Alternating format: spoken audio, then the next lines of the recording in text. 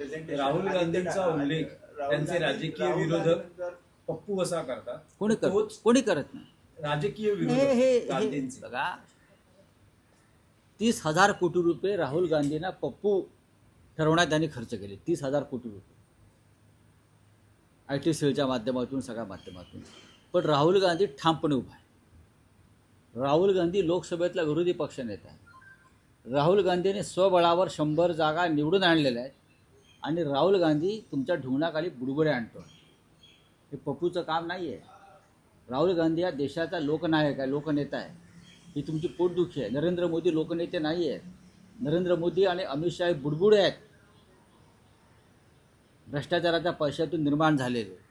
तुम्ही राहुल गांधीला घाबरताय आणि तुम्ही आदित्य ठाकरेंनाही घाबरताय. ज्या पद्धतीनं आदित्य ठाकरे यांनी एक प्रेझेंटेशन केलं निवडणूक आयोगाच्या भ्रष्ट कारभाराचं, त्याला तुम्ही घाबरताय.